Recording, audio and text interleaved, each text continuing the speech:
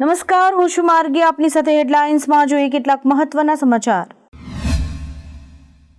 ચલ્લા શ્રીનિવાસુલુ શેટ્ટી ભારતની સૌથી મોટી જાહેર ક્ષેત્રની બેંક SBIના નવા ચેરમેન બન્યા છે. શેટ્ટી દિનેશ ખારાનું સ્થાન લેશે, જેઓ 63 વર્ષની વયે મંગળવારે નિવૃત્ત થયા હતા. શેટ્ટી અત્યાર સુધી SBIના મેનેજિંગ ડિરેક્ટર હતા.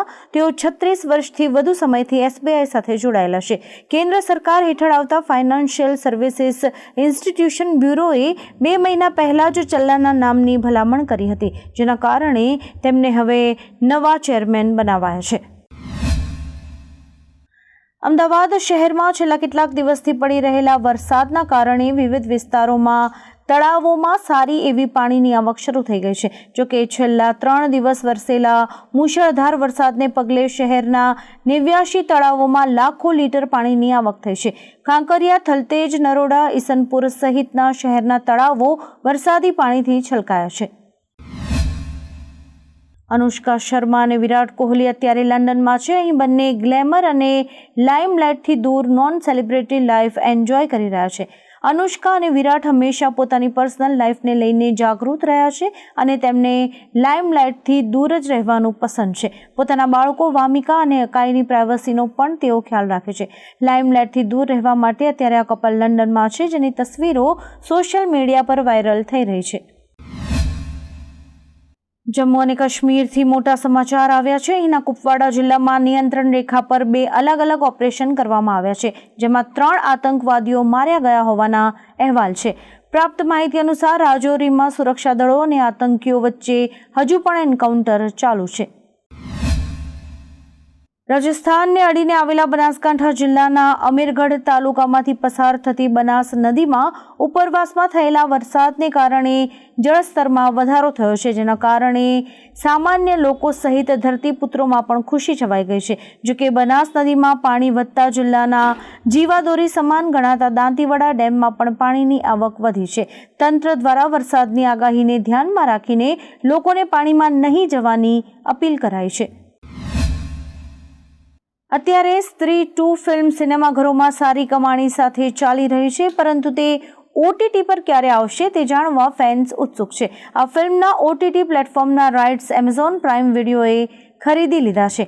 અહેવાલ છે કે સ્ત્રી 2 સપ્ટેમ્બરના અંતે અથવા તો ઓક્ટોબરની શરૂઆતમાં એમેઝોન પ્રાઇમ પર સ્ટ્રીમ થશે. જોકે ફિલ્મ બોક્સ ઓફિસ પર સારી કમાણી કરતી રહી તો તેની સ્ટ્રીમિંગ તારીખ આગળ પણ વધી શકે છે અને ફેન્સને રાહ જોવી પડી શકે છે. સૌરાષ્ટ્રમાં મુશળધાર વરસાદને પગલે અનેક વિસ્તારમાં વીજ પોલ ધરાશાયી થયા છે, જેના પગલે અનેક ગામોમાં વીજ પુરવઠો ખોરવાયો છે.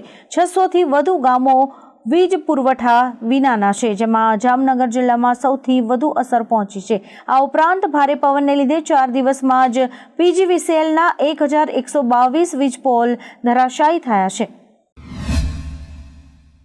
આર્થિક સંકટનો સામનો કરી રહેલી પાકિસ્તાન સરકારે સરકારી ખર્ચમાં ઘટાડો કરવાનો નિર્ણય લીધો છે. રોકડ પ્રવાહની સમસ્યાને કારણે કેબિનેટે 6 મંત્રાલયોના 82 વિભાગોને ઘટાડીને 40 વિભાગ કરવાનો નિર્ણય લીધો છે. આ ઉપરાંત સરકારી કચેરીઓમાં સ્વચ્છતા સંબંધિત ખર્ચ ઘટાડવાના પ્રયાસો પણ કરવામાં આવી રહ્યા છે. આ ઉપરાંત સરકારી વિભાગોમાં 1.5 લાખ ખાલી જગ્યાઓ દૂર કરવાની પણ ભલામણ કરવામાં આવી છે.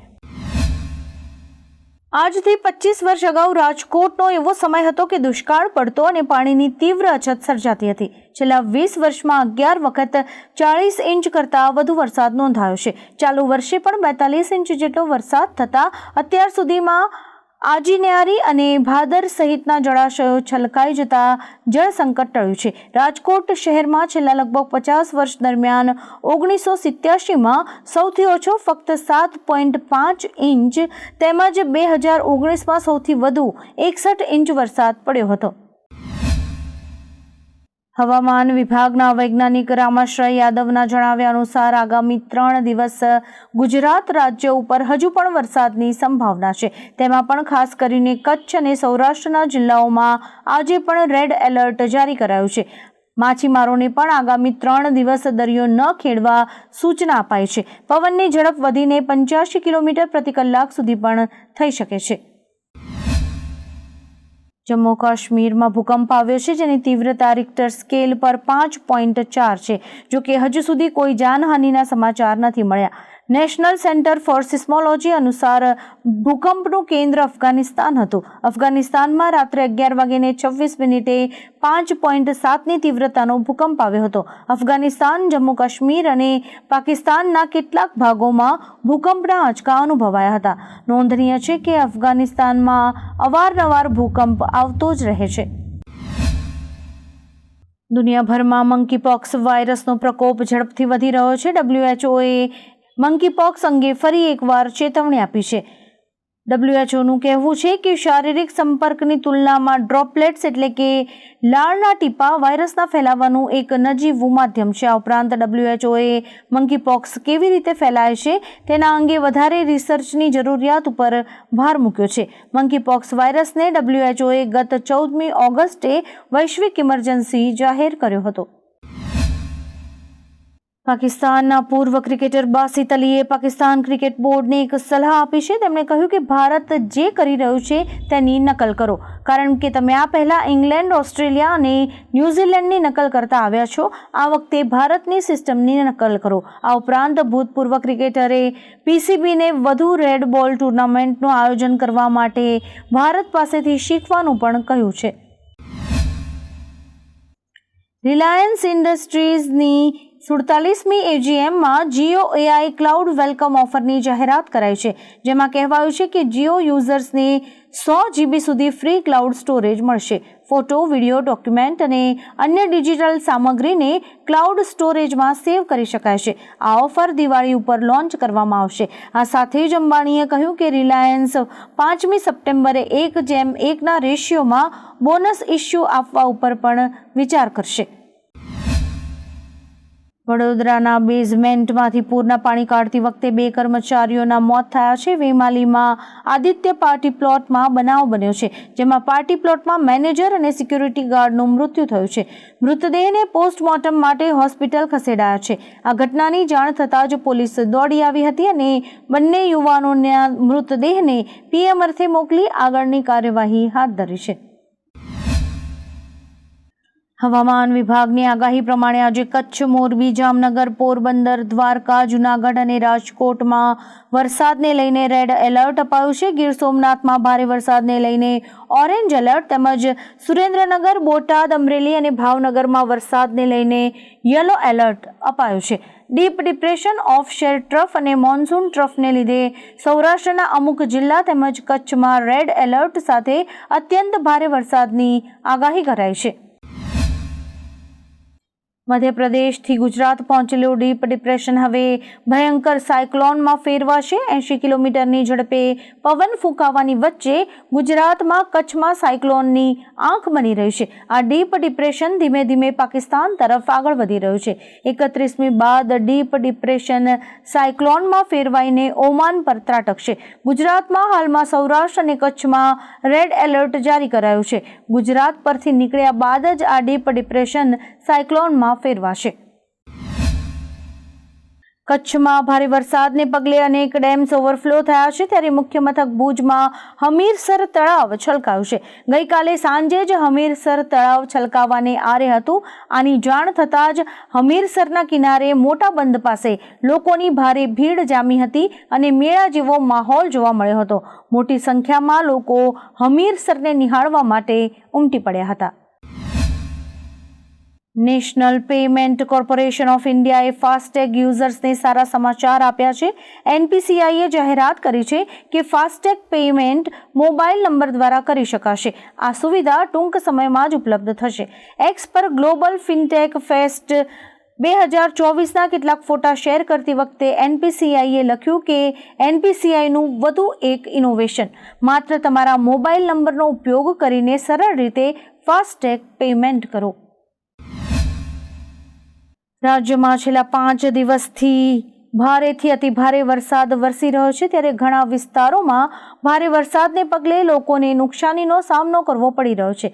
બીજી તરફ નદીઓમાં ઘોડાપૂરની સ્થિતિ સર્જાઈ છે. ઢાઢર નદીથી અસર પામેલા જંબુસર તાલુકાના બોજાદરા અને મગણાદ ગામમાં ગ્રામ પંચાયતના સહયોગથી જમવાની વ્યવસ્થા કરવામાં આવી હતી.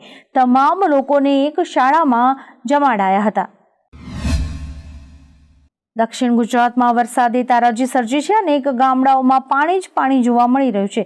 સંસ્કારી નગરી પણ પાણીમાં ગરકાવ થઈ છે. આવા માહોલમાં આરોગ્યને મહત્વ આપી અને લોકોના સ્વાસ્થ્યને લઈને ચિંતિત સરકારે આરોગ્યની ટીમ્સને વરસાદ પ્રભાવિત વિસ્તારમાં તૈનાત કરી છે. આરોગ્ય મંત્રી ઋષિકેશ પટેલના નેતૃત્વમાં વડોદરા, મોરબી અને પોરબંદરમાં આરોગ્યની 35 ટીમ ખડે પગે ઊભી રહી છે. આ ટીમ 5 દિવસ સુધી આ કામગીરી હાથ ધરશે. આજે ફરી ગુજરાત હાઈકોર્ટમાં ખરાબ રોડ તેમજ ટ્રાફિક મુદ્દે સુનાવણી થઈ હતી, જેમાં સરકારના 2 વિભાગના સેક્રેટરી હાજર રહ્યા હતા. કોર્ટે આજે કહ્યું કે બધી સમસ્યાની ફરિયાદ માટે રાજ્યવ્યાપી હેલ્પલાઇન નંબર અને એક વેબસાઇટ હોવી જોઈએ. આ સાથે જ કોર્ટે કહ્યું કે અમદાવાદમાં 11 ઇંચ વરસાદ પડતાની સાથે જ વધુ સ્પષ્ટ થઈ ગયું છે. વડોદરા અને અમદાવાદના જે જૂના વિસ્તારો છે તેમાં પાણી નથી ભરાતા, એટલે કે વિકાસની સાથે સાથે યોગ્ય પ્લાનિંગની પણ જરૂર છે. કચ્છ પર વાવાઝોડાનો ખતરો મંડરાઈ રહ્યો છે. તે પહેલા જ આજે સવારથી જ મેઘરાજાએ કચ્છમાં રૌદ્ર સ્વરૂપ બતાવ્યો હતો.